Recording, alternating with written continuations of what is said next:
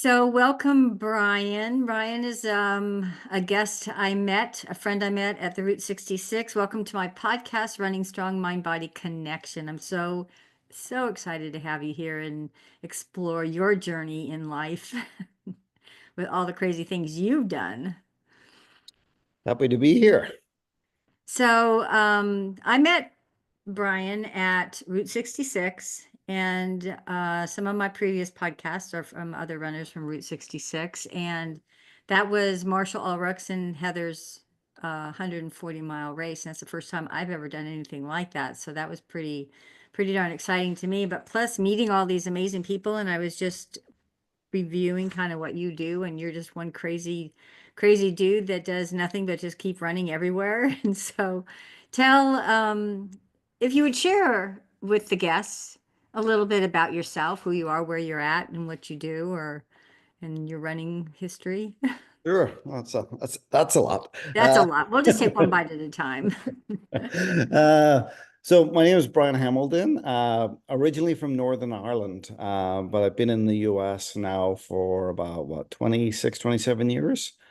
Um, and not always a runner. I'm 55 now. I think I started running when I was about 41. Good for Uh, you. yeah, so as my wife was pregnant with our child, I thought it's time to get out of the house. How many kids do you have? Just one. Just one. Yeah.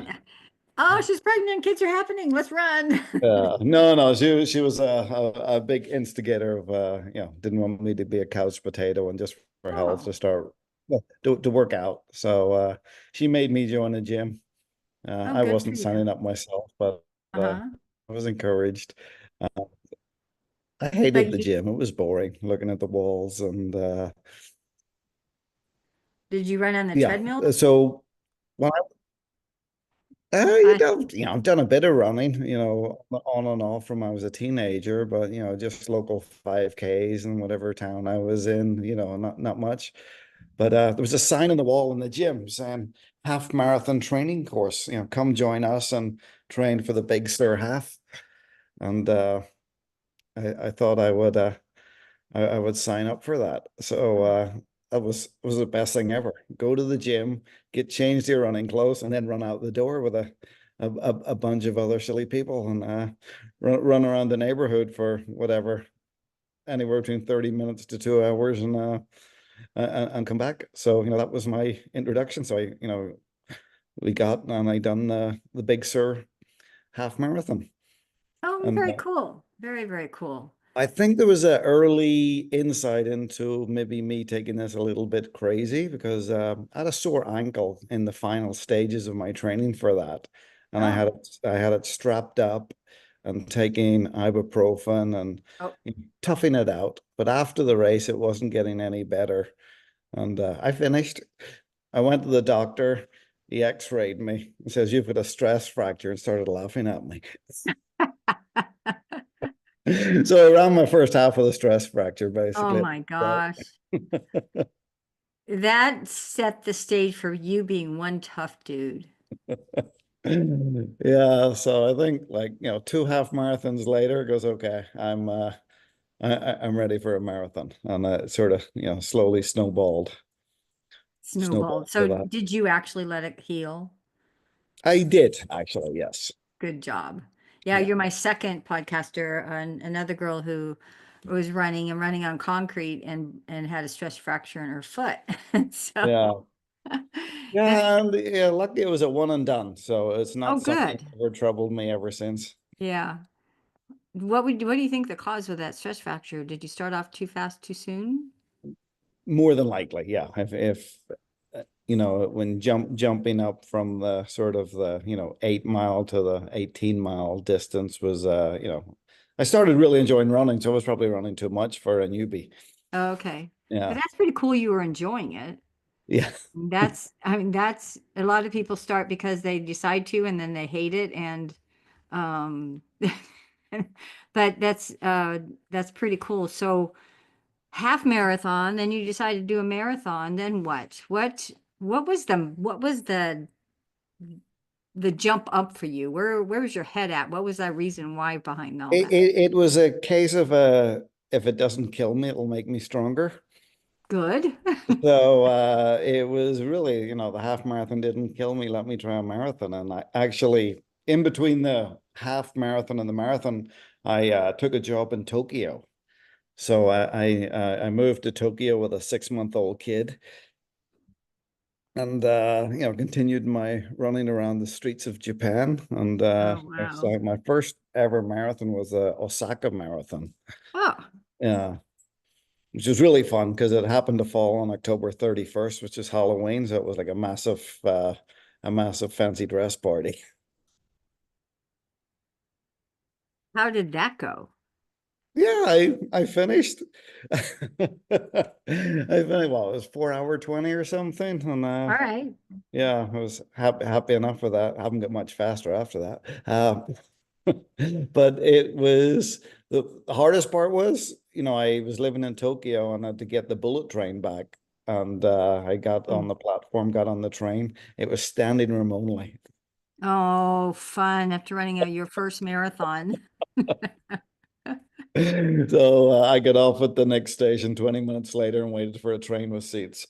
I wasn't going to stand for Oh, 3 hours. oh my gosh. Yeah, so You, and then I done Tokyo Marathon after that, and I again being I'm kind of impatient, so that didn't kill me, and I signed up for 100K. you went from a marathon to 100K. I signed up for it, but Oh, I was slightly injured in my training, so I pulled back and changed my entry to a 50K. okay. Yeah, and which was out in Akita in what that would have been what northwest, northeast Japan, in the middle of nowhere. So it was like me and a German guy with only foreign runners, and everybody else was just locals, and it was a fantastic experience. I bet that was. How Yeah, communication? people that spoke a little English were coming up and encouraging us, and it was such a close community, and I found that through the whole up running journey about it doesn't matter where people are from. They just always want to support each other. Yeah, yeah. Was this a road or was it trail? It was road, yes. Okay. Yeah. So that was your first 50K. Then what? Then where did you go? Then I came back to the US and yeah, not long after that signed up for my first 50 miler, What was your which first 50 miler? was the American River. All right. What year was that? Oh, I would have to guess it would have been about 2014. You can probably see it in my older sign up, but Let's see. 2014. 10 hours. Good job.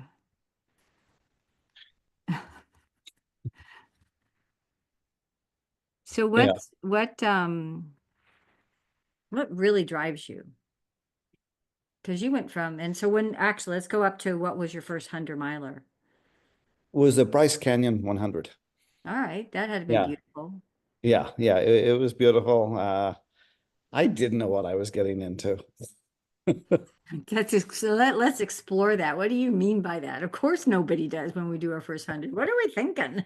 Yeah, it's the 50-mile American River is like, a lot of it's in bike trails and stuff before you get into Right. the trails. So yeah, when I hit this, it was beautiful. But once you got on to the nighttime, that was all new for me.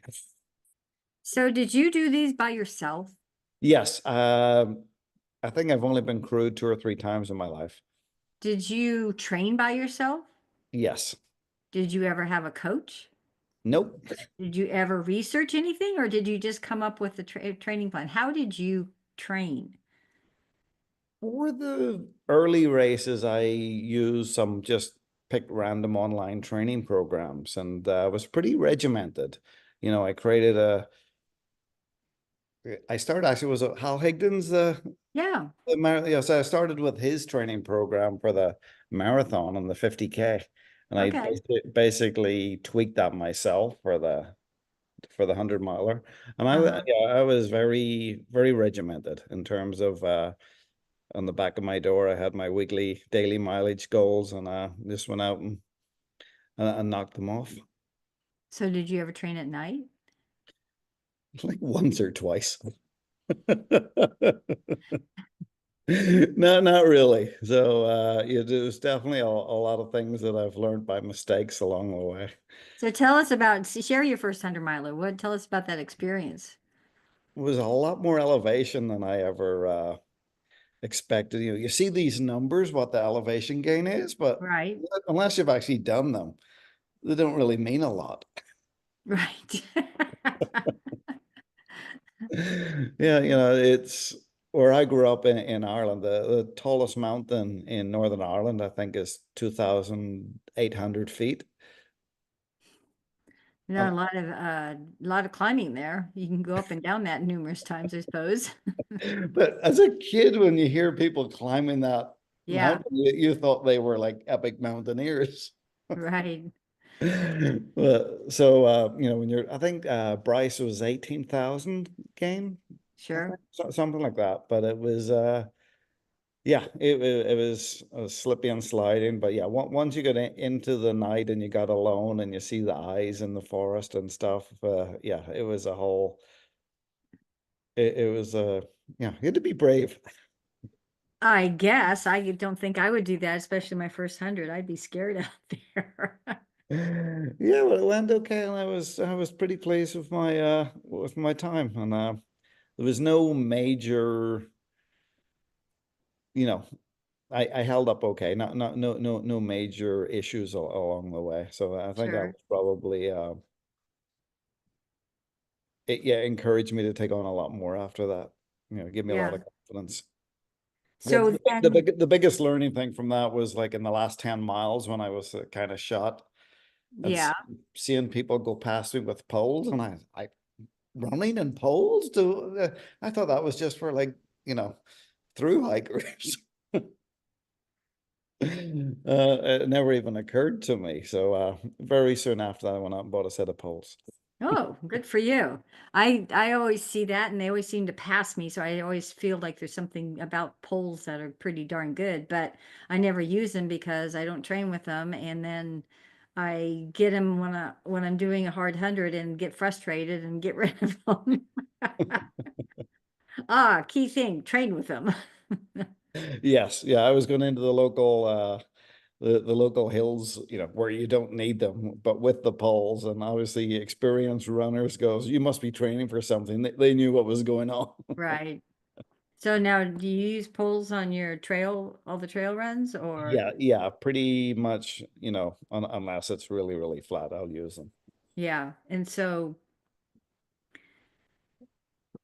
what inspired you to jump to the 200s? Uh, Again, 100 didn't kill me. It doesn't kill you, keep upping the bar. Yeah, Is that your motto? yes. It doesn't kill you, it'll make you stronger. So it's really about, you know, finding my limit, where is it? And it's a journey I'm still pursuing. Wow. I love that because I'm on the same mindset. It's like, what's next? What more can my body do? What more can I pull out of here? And the 140 was, I believe, honestly, my longest of a race. I've done Mhm. 200 at across the years, but that was, you can lay down and sleep, and you just have your own little tent, and it's a party, and so I didn't really feel that was. I've done that distance, but I felt that the 140 was my. it- I went in with a total mindset of, what is it? What will this be like? What can I do? What more can I do? And I Mhm. love that you have the same mindset. And so, what have you discovered? I discovered I'm not there yet. There's more in this old donkey.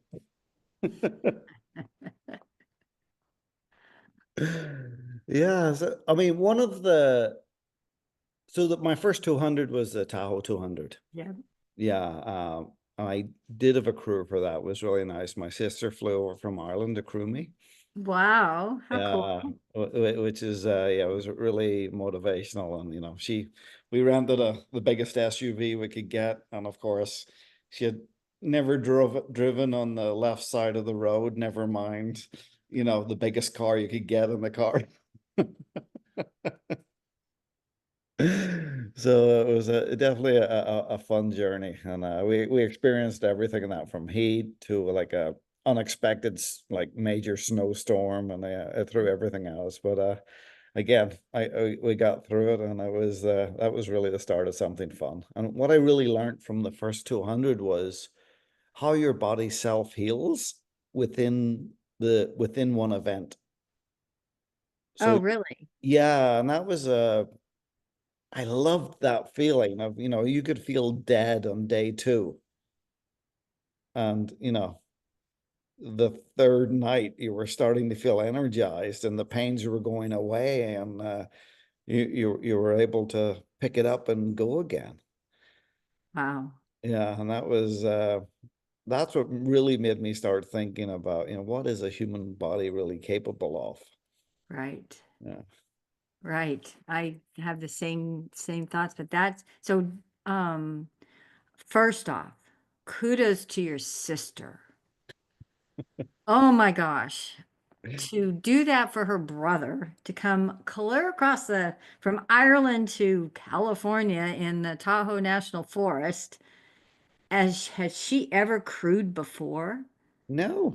And was she by herself? Yes. Wow. So her name's Hazel. I'll shout out to her now, Hazel, who's doing her first 100 miler in June. Oh, awesome. Did you inspire her to do that? I think I'll take that responsibility. Yes. Awesome. What's her? Oh, we should have her on the podcast. Yeah, so she's doing the spine race in England. All right, I've heard that. Yeah, so it's there's multiple races going over the Pennine Way. It's a Hmm. 268 mile or 278-mile course. Yeah. Um, and she's doing the south half. And my actually future sister-in-law is doing the north half, and I'm doing the whole thing all at once. Oh, oh, of course you So are. that's going to be yeah, we're doing it'll be a family event. So looking forward to that. Oh my gosh. So Hazel, and so what a interesting share what happened in that. I mean, how did you sleep and how was she in trying to crew you and finding the locations and being with all that? There's so Well, much that can go on there. yeah, so I think, we have planned. She's a great planner. So, but we've been able to uh with our plan when be at the checkpoints. But of course, in these races, it never goes to plan, and you're never at the Right? checkpoint at the time you expect. But I was able to keep, not too crazy off the targets. But the first time you see your crew is like 70 miles in or something. So you're already coming in pretty wrecked. But did you have 8 stations in between that? Yes, yes, of course. There's Okay, aid stations in between. sure. Yeah, the 200 milers generally have aid stations every, what, 15 to 20 miles. So, Okay. yeah. Um, but yeah, sleeping, we're at aid station. I could jump in the back of the SUV and Hmm. sleep in the back for an hour or so. But the first aid station I got to, I was, I lay down. I couldn't sleep. I was like too pumped up with caffeine, probably. Yeah, But then after that, then yeah, the tiredness just took over, and I could sleep through anything. But I remember right. one given it's Tahoe, one time I lay down at the side of the trail. I just knew I need to sleep because I was starting to like stagger all over the place, and but the thought of bears was just keeping me awake. I get it. Yeah, you don't want to use my pack as a pillow, but I thought, do the bears want to get into that pack if they smell the food, Right?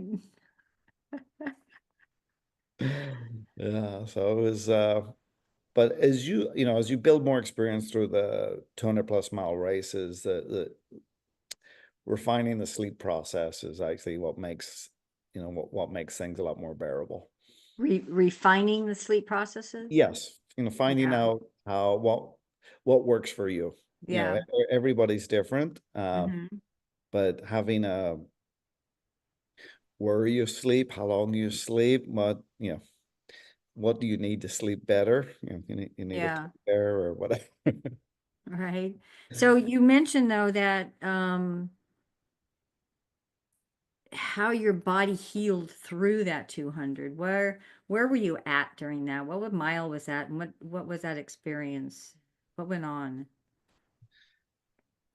Your feet just get pummeled. I think about I think already in, halfway through day two. So yeah, we are getting, around the 100-mile mark. Yeah, just your feet get sore because you've been like pounding them Right. not nonstop for almost 2 days. And you think, every pebble you can feel it through your shoes, and somehow that just goes away. And Did you change shoes and socks? Did you shower? Did you? I didn't shower, but I try to change shoes and socks at least every 50 miles. Okay. Yeah. And you feel that helps in the Yeah, but it's now I will pretty much, I've multiple pairs of the same shoes, so right. keep everything as consistent as possible. Yeah. And I think, I'm sure as people doing hundreds, you get kind of used to, or you get more familiar what your body does, what your body needs, how you go manage through that. So so you went from 200s, did you stay, you did Tahoe, then where did you go? Is that where you jumped up to the 240s, or have you done is it in the Triple Crown of the 200s? Have you Yeah, done I've done that? the Triple Crown twice now, so. Of course. Well, one of them is an asterisk, which that was the Tahoe race. The first time I done the Triple Crown was canceled. Uh, I guess it was a double whammy. It was between both COVID and fires. Yeah, right. But what Candace Dunn, the race director, she Yep. created a virtual option. Oh, Uh, really? yeah, so we had to create our own 200-mile course, and we had to get at least the same distance. It was actually 205 or something, and the same elevation gain as the Tahoe race, within the same cutoffs, and obviously present the GPX files for that. So I created a course for a group of friends in South Dakota, and we went up to uh, what's it called, Mount Rushmore. And we basically took the Black Hills 100 course and augmented that to make it into a 200, and that was a real adventure, a lot of fun. And so did you do it with your buddies? It was five of us went. Oh, wow. Yeah, I guess, you get into that distance of 200s, it's got to be a very small, tight group. it is. I think most of us know each other pretty well at this point, especially Yeah, for sure. the repeat offenders. Yeah. So did you have someone crewing you? No, we like stashed drop bags, along the course the day before, Wow. on water, and then we rented a couple of cabins along the way as like sleeping points. But of course, nothing went to plan, as happens in ultras. But one of the fun things, your plan doesn't go as you expected. You got to adapt on your feet, and that's what we had to Right. do. One of the cabins we rented, because it was taking longer than expected, it was checkout time before we arrived.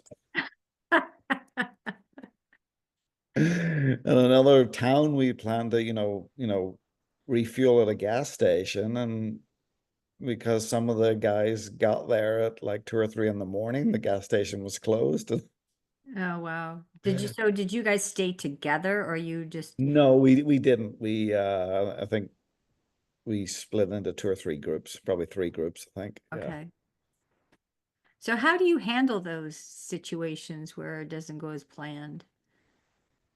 I expect things not to go as planned. So I think that's a mindset that's really Sure. important. Yeah. Absolutely. So yeah, have a plan A, B, C, and D, and expect to be flexible and work something out when they all go wrong. Yeah.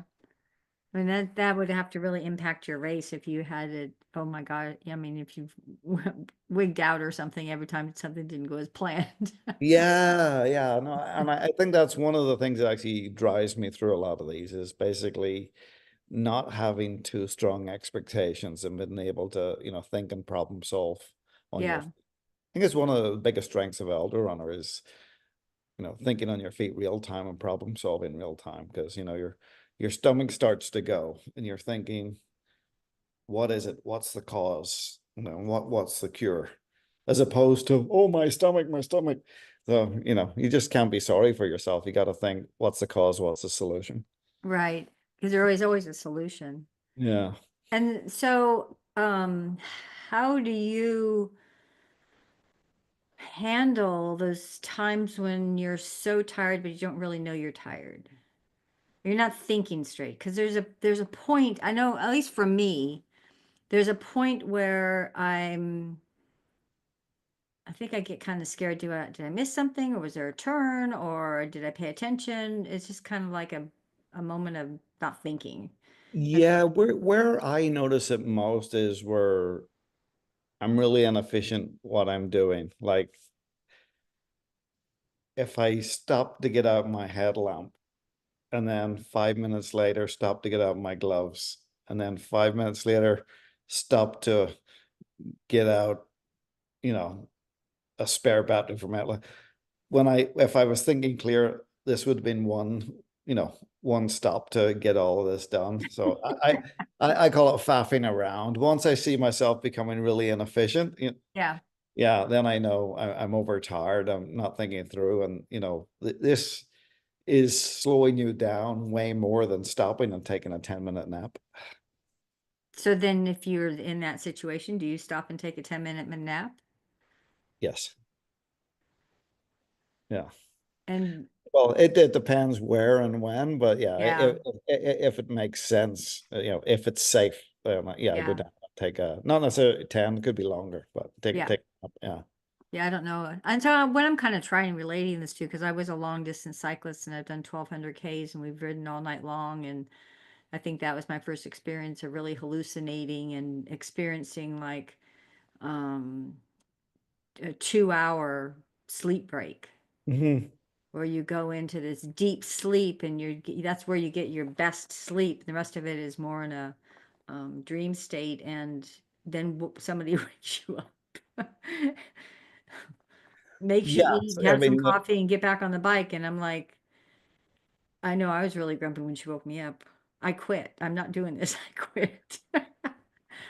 But it was fascinating. A bike is a whole lot different in the fact that you were not pounding our body, but still we have a bike underneath us and we can crash pretty well. But the best I've done is all-nighters with 100 milers. And I knew that at Route 66, I didn't want to go through 2 nights. 2 nights is hard. Yeah. Yeah, I did not want to go through 2 nights, and I was dead set on that. So I was hopeful. So I was still better than 40 hours, which I was really pleased with. Yeah. I didn't go through 2 nights. I didn't get past that midnight point. Yeah, I think that's what make races like UTMB extra hard. The fact that they start, at At 4 night. p.m. Yeah, they start like late afternoon. Yeah. So most people are getting 2 nights, even though it's only 100 miler, and I think that Right. adds a whole level of more difficulty to it. So didn't you do what did you do over there? You did I saw it earlier. I'm looking at your did you do besides not UTMB, but what else did you do over there? In Italy, I've done the Tour de Jean. Tour de France. And so Yes. is that one you do with a group? No, no, that's PTL maybe you're thinking of. Uh-huh. So Yeah. Tour de France, you do that by yourself then. Yes. And how Yeah. far was that? What, It's 330 kilometers, so 200 miles. Yeah. yeah. Hardest race I've done. But you finished. Yes, twice. Oh my God. The thing is the hardest thing you do, and then you've done uh, the one in Wyoming. What am I? The drift. The drift. Yes. Have you seen Pam Reed out there? Yeah, I see pounds during the drift. Yeah, I think yeah. internet is messing up a little bit. Um, so You okay? what's on your plate? Where are you going from here? Uh, I have a very ambitious 2005. Yes, Or sorry, 2025. 2025, yes. I've got 8 races of 200 miles or greater planned. 8 races of 200 miles or greater. And so I know one of them is a 300 miler. Several, yeah, it was the Arizona Monster 300 miler. Hmm. The Iditarod 350. Have you done Iditarod before? I done it this year, yeah, in February. I think I remember you saying that to me, and you Yeah. met Biot. Yes, that's correct. He's a Yeah. character. Yeah. So doing it again this year.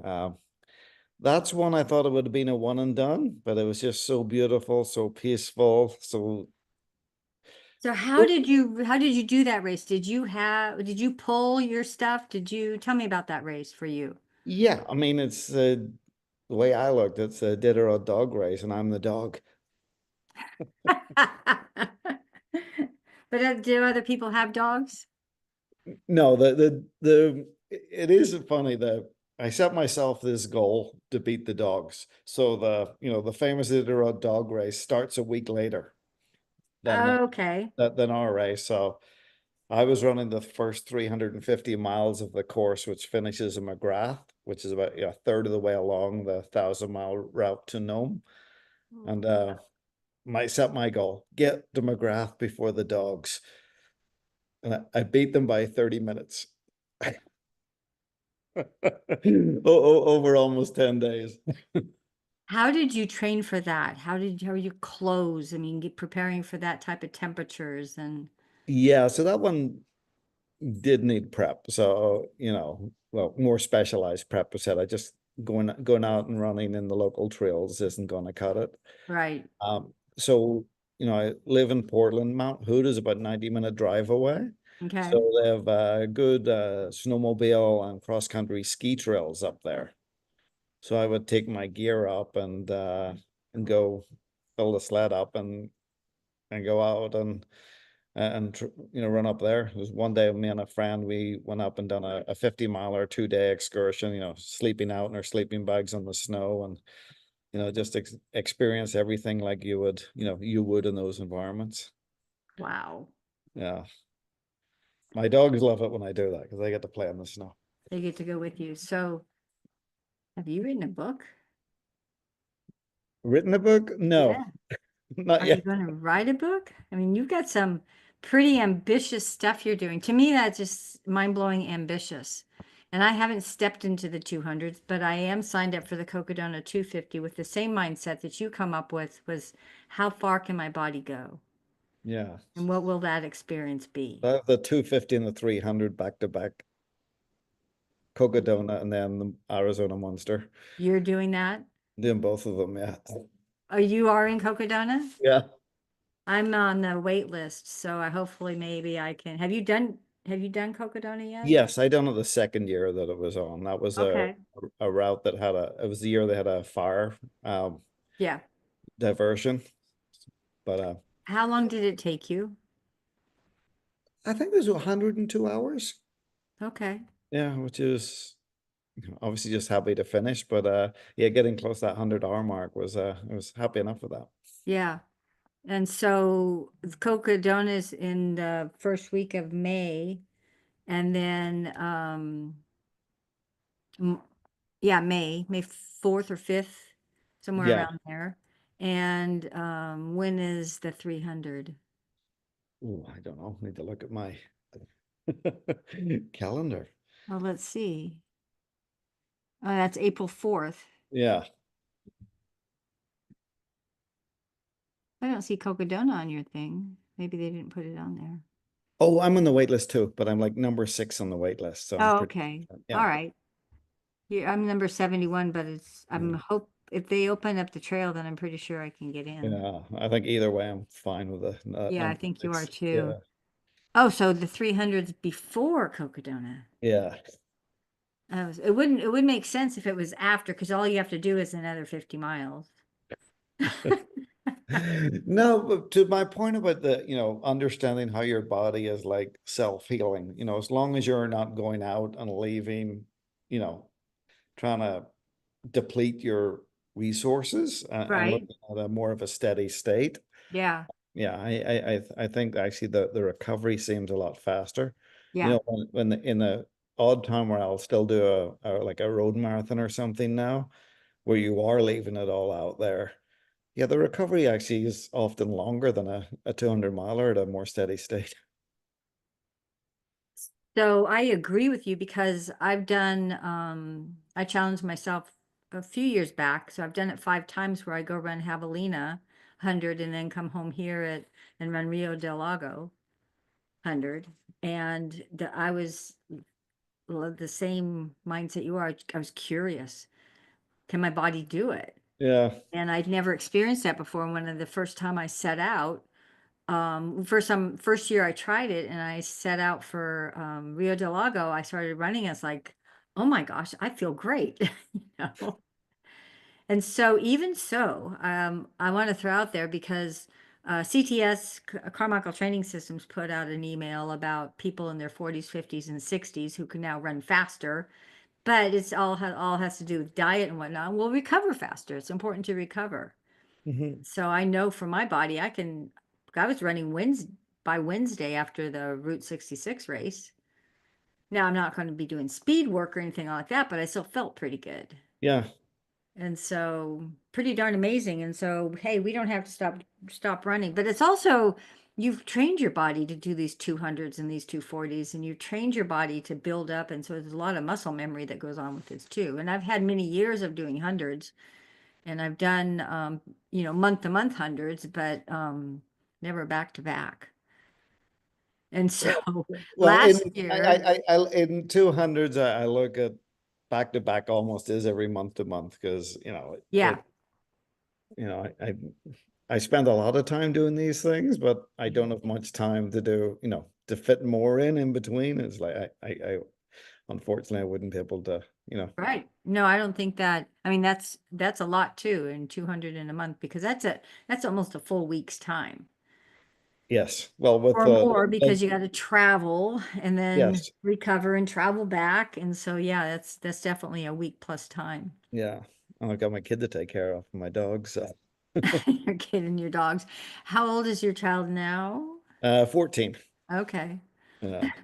Now, she or he didn't She. so did she come out to your runs and So the see? last race she came out to was the uh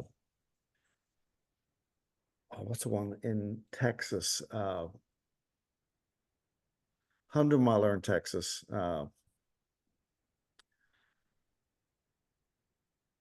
Forget the name of it off the top of my head. Uh, but it was my first race that I uh, got sub 24. And 100? yeah, my friend that was pacing me for it, or Oh, sorry, the Rocky Raccoon? Rocky Raccoon, yes. Yeah. Um, so my friend Caroline was crewing me and pacing. My daughter's with us. And so she got her up at 4 a.m. to come and run in the last 50 yards with me. Have fun. Yeah, and after being woke up in the middle of the night to walk half a mile to the finish line to run in with me, she'd never go back to another race, she said. Next time, don't finish so fast so I can sleep in and then I'll do it for you. That's pretty funny. Yeah, So you have a great lineup for 2025. And I'm going to be lucky if I get into Cocodona. That'll be my big. But then I go back to hundreds. But I'll be at Route 66 again. I'm going to do that again. And I yeah, want to do I it. really enjoyed that, and that was such a fun family of people to be Yeah. involved with. How much do you carry on you if you don't go out with crews? How much do you carry on you? That'll depend on how much space is available between the, aid stations, or, Yeah, how much water will I need to be safe until I can access water next. yeah. Yeah. And 66 had a, Go ahead, just let the dogs out. Go ahead. Sorry. no, no worries. I'll just cut this out. Okay. Let's take a break. Do one break so I get a, Yeah. fine. Okay, so, um, yeah, what do you carry on you? Again, the weather will, do I Hmm, need to take just a light rain jacket or a full Gore-Tex top and bottoms? Um, when I done the race in Gobi in China, I had to carry a 0 degree sleeping bag the whole way. So it'll all depend on the race, the course, the support that's available. So anything from minimal. I done um just last weekend, doing the Daytona 100. It was like right? it was like one of the lightest packs I've ever had on me. But And with that's the weather, Florida, and the weather was probably really good. no, I wish I hadn't packed more. It turns out a lot of people, 50% people dropped because it was cold and 30-mile-an-hour winds and Oh. horizontal rain. So yeah, the people that were crewed had coats on, and I just had a really light t-shirt on. So Jeez. Well, Bob Becker picked that up. Bob Becker's the RD out there now, yes, that's correct. Yeah, yeah. Yeah, he uh, did an amazing finish at Route 66. I think he yeah, wants to try and be the oldest for Badwater. So we told him that if he does that, we'll crew him. yeah. He's the So last is time Badwater on your list? I've done it. You've done Badwater. Yeah. Ah, it's bad on me. I didn't totally study it. When did you do Badwater? Uh, so it was the year of the limited entry due to COVID. So would that have been 20, I think? Okay. Where Oh, I feel like I got lucky to get in due to the international runners could not fly in because of the travel ban. right. Yeah. So I feel privileged to do that. So I done it that year.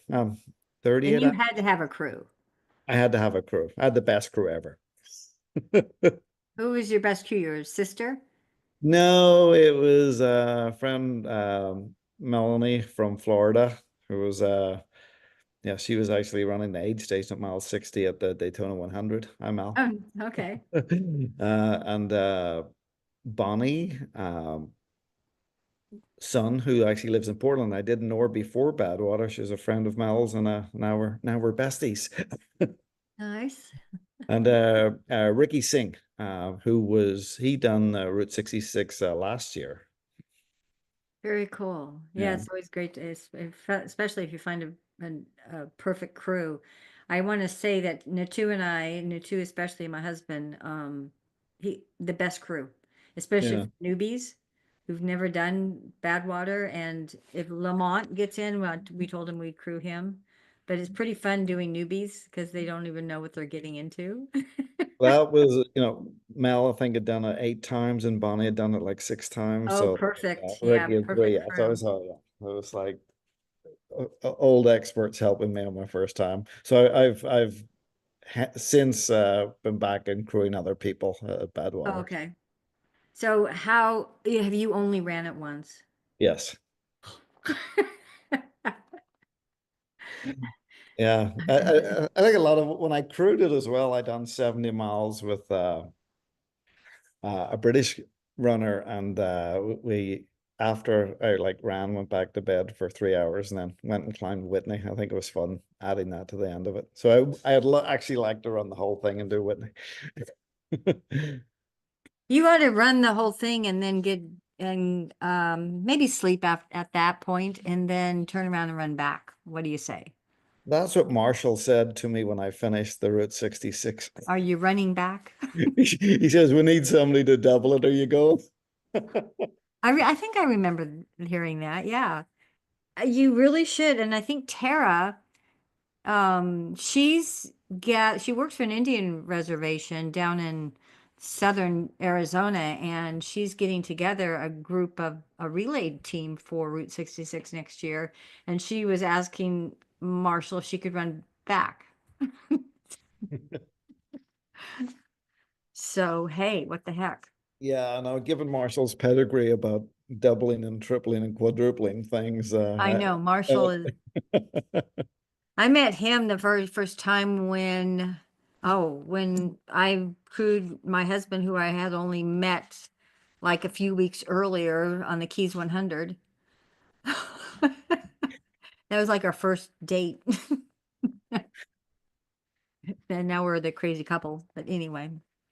Oh my gosh.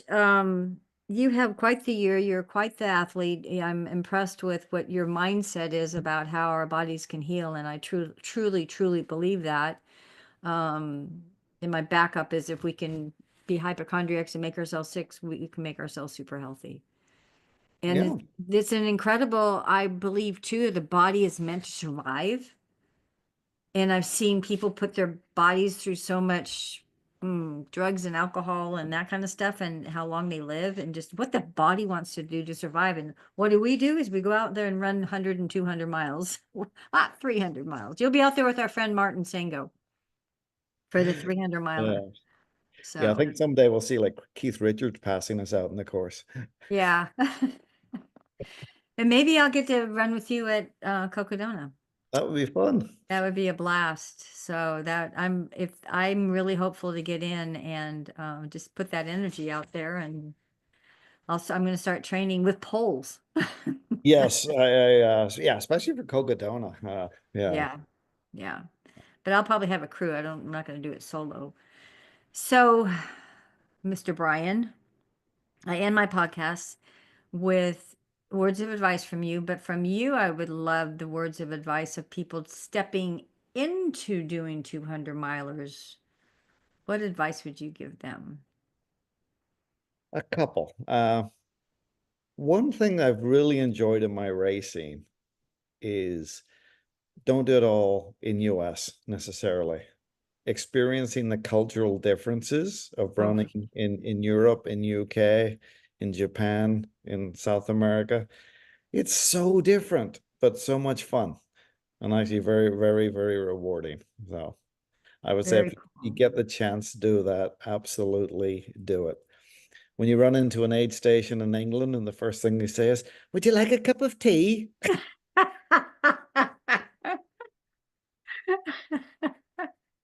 Let's just put a big smile on your face. And just generally, a 200 is not a 100.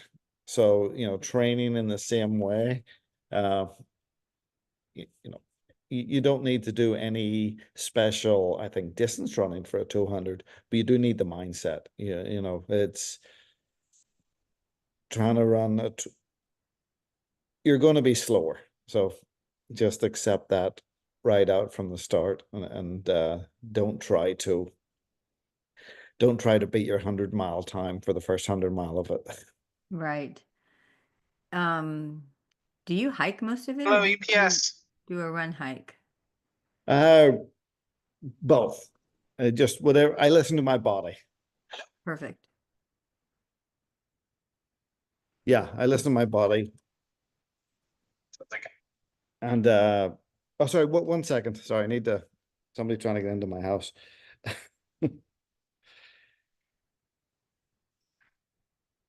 There's UPSs at the gate. Oh, I see. Yeah, and they're making a lot of noise. Okay.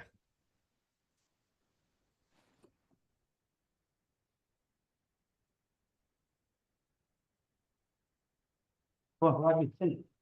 Yeah. Get in. Hello? Get in. Sorry about that. I know you were wrapping.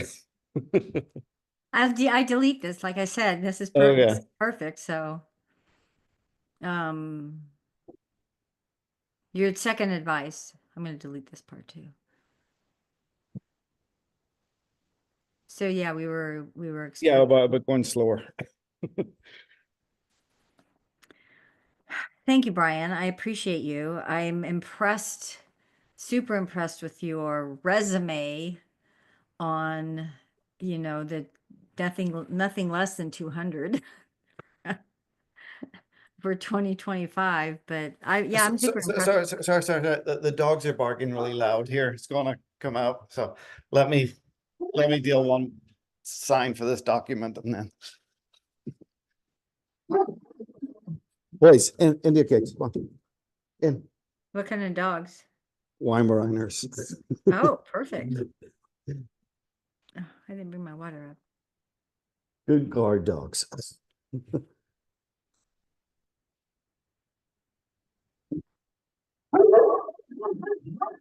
quick signature from you for some wine. There you go. Okay. Okay, guys, come on.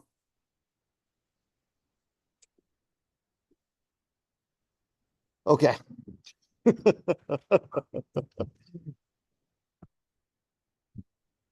Right, here we go. Hollow. Oh my gosh, look at him. What a beautiful. Did they run with you? Yes. Nice. Yeah, I just have 2 cats. I'm not willing to get a dog yet, but very cool. Well, I really want to thank you for being on my podcast. I really want to thank you for sharing your stories, and you're quite inspiring.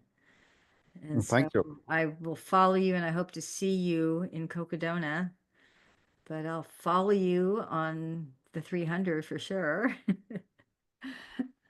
So thank you so much, Brian. Yeah, that will be a lot of fun. And yeah, I look forward to seeing you and yeah, hopefully someday see you doing multiple 200s.